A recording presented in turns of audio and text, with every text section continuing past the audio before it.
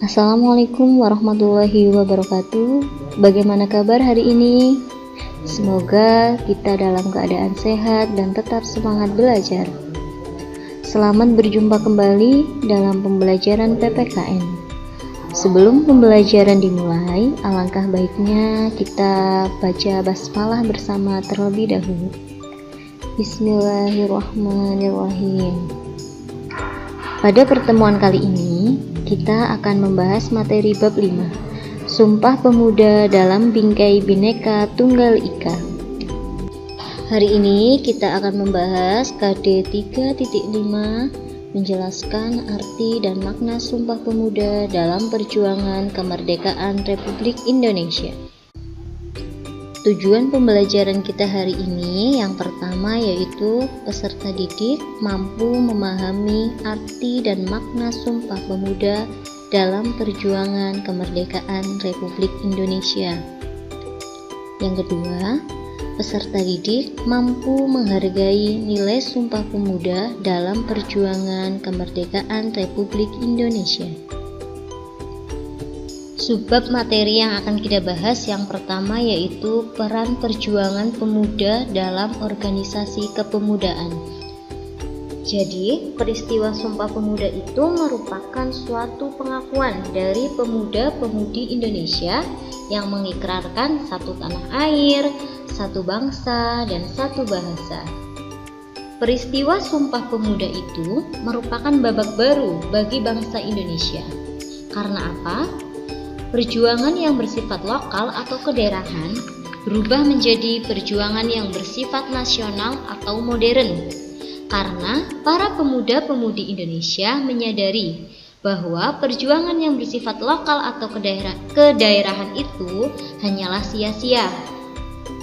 Sehingga mereka menunjukkan persatuan dan kesatuan demi mencapai cita-cita kemerdekaan Indonesia.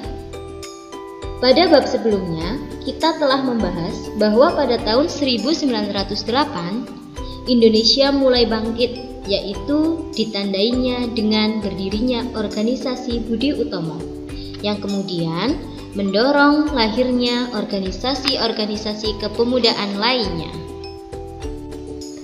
Organisasi yang pertama yaitu ada Jong Java yang didirikan oleh Dr. Satiman Wirojo Sanjojo pada tahun 1915 di Gedung Stovia. Sebelumnya organisasi ini dinamakan Organisasi Trikoro Dharma. Kemudian pada tahun 1917 di Jakarta didirikan organisasi Jong Somatranenbon, di mana organisasi ini melahirkan tokoh-tokoh seperti Muhammad Hatta, Muhammad Yamin, dan Bahdar Johar. Kemudian ada organisasi lagi pada tahun 1918, yaitu ada organisasi yang bernama Jong Ambon, Jong Minahasa, dan Jong Cilepes, di mana organisasi ini melahirkan salah satu tokoh yaitu Samratulangi. Kemudian muncullah organisasi-organisasi lain yang bergerak mewujudkan kemerdekaan Indonesia. Di antaranya ada Sekarupun, Jong Batakbon, Jong Betawi, dan banyak lagi. Tak hanya organisasi itu, kemudian muncullah organisasi-organisasi yang tidak memiliki latar belakang suku-suku dan daerah-daerah, yang kemudian diberi nama Organisasi Perhimpunan Indonesia, di mana organisasi ini beranggotakan para pemuda di seluruh wilayah Indonesia, di mana organisasi ini paling gencar dalam mengumandangkan persatuan dan kesatuan Indonesia di Belanda. Dengan lahirnya organisasi pemuda dari berbagai suku dan pulau di Indonesia, sehingga para pemuda menghimpun dirinya dalam Kongres Pemuda, yaitu dalam Kongres Pemuda I dan Kongres Pemuda II. Kongres Pemuda I dilaksanakan pada tahun 1926 di Yogyakarta, dan dalam Kongres Pemuda I itu menunjukkan adanya kekuatan membangun persatuan dari seluruh organisasi pemuda yang ada di Indonesia. Dalam Kongres Pemuda 1 mengeluarkan kesepakatan organisasi pemuda yang ada di Indonesia tergabung menjadi satu wadah. Tak hanya itu, Kongres Pemuda 1 juga mengeluarkan kesepakatan yaitu cita-cita Indonesia Merdeka menjadi cita-cita semua pemuda Indonesia. Setelah Kongres Pemuda 1 disepakati, kemudian muncullah Kongres Pemuda 2, di mana Kongres Pemuda 2 itu biasa dikenal sebagai Kongres 28 Oktober 1928. Dalam Kongres Pemuda 2 ini dilaksanakan dalam 3 sesi di dalam 3 tempat yang berbeda oleh penggagasnya, yaitu PPPI. Dalam Kongres Pemuda 2 ini dihadiri oleh organisasi kepemudaan yang ada di Indonesia, di antaranya yaitu ada Jong Java, ada Jong Batak, ada Jong Sumateranen Bon, kemudian ada Jong Islameten, Jong Ambon, dan pengamat dari pemuda Tionghoa. Di dalam 3 sesi itu, yakni membahas beberapa masalah yang berbeda. Dalam sesi yang pertama, masalah yang dibahas yaitu semangat persatuan dan kesatuan dalam sanubari para pemuda untuk lebih diperkuat dan ditingkatkan lagi. Hal itu disampaikan oleh Ketua PPPI yaitu Sugondo Jojo Puspito. Setelah sesi 1 selesai, kemudian dilanjutkan sidang sesi kedua pada hari Minggu tanggal 28 Oktober 1928 yang bertempat di gedung Osjava Bioskop. Dalam sesi kedua ini yang dibahas yaitu masalah pendidikan. Kemudian rapat ketiga atau sesi penutup dilaksanakan di gedung Indonesis Club Go di Jalan Keramat Jaya nomor 106. Dalam hal ini, Sunario menjelaskan pentingnya nasionalisme dan demokrasi selain gerakan kepanduan. Namun, tak hanya itu, Ramlan juga mengemukakan mengenai gerakan kepanduan sejak dini. Karena apa?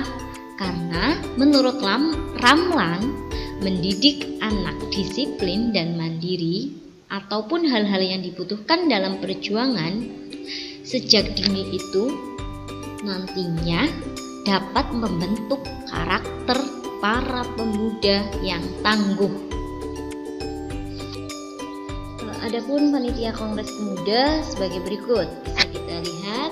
Yang pertama yaitu ada Ketua Sugondo dari PPPI, kemudian wakil ketuanya ada Joko Marsaid dari organisasi Jong Java, dan sekretaris Muhammad Yamin dari Jong Sumateranen Bon dan Amir Syarifuddin dari Jong Batak Bon.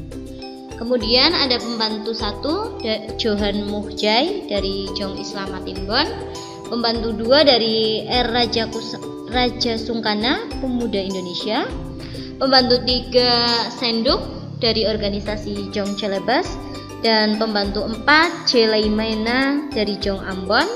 Kemudian yang terakhir pembantu 5 yaitu Rohyani dari Pemuda Kaum Betawi. Oke, untuk pembahasan subbab pertama sudah selesai. Sekarang kita masuk ke subbab kedua yaitu mengenai arti dan makna Sumpah Pemuda. Jadi, dalam setiap ikrar Sumpah Pemuda itu mengandung pengertian atau mengandung makna yang berbeda. Kita mulai dari ikrar yang pertama yang bertumpah darah satu tanah air Indonesia, yang mengandung makna bahwa pemuda Indonesia bersatu dan berjuang sampai darah penghabisan untuk kemerdekaan tanah air.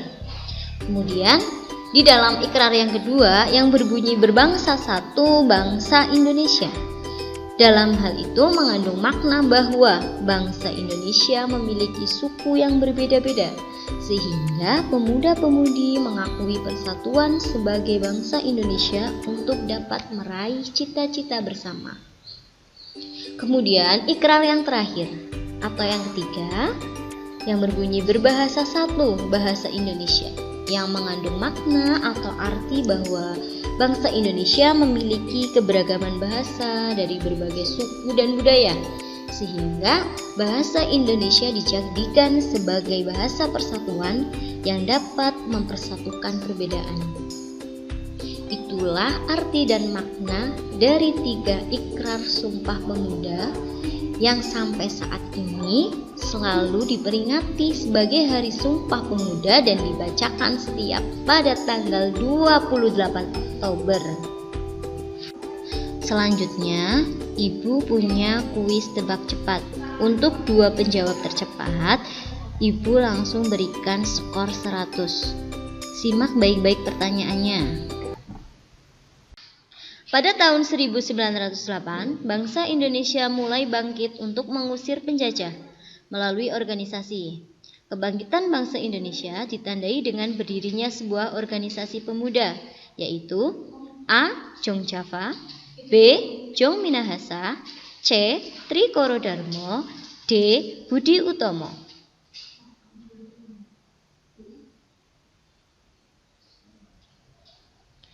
Jawabannya sangat tepat, yaitu D. Budi Utomo. Sekian pembelajaran kita hari ini. Semoga materi yang didapat hari ini bermanfaat. Evaluasi pembelajaran hari ini, silahkan kalian buat video dengan membacakan putusan Kongres Pemuda-Pemudi Indonesia. Teksnya bisa kalian lihat di buku paket halaman 96. Untuk pertemuan minggu depan, kita akan belajar mengenai materi semangat perjuangan para pemuda dalam mewujudkan cita-cita kemerdekaan Indonesia. Terima kasih.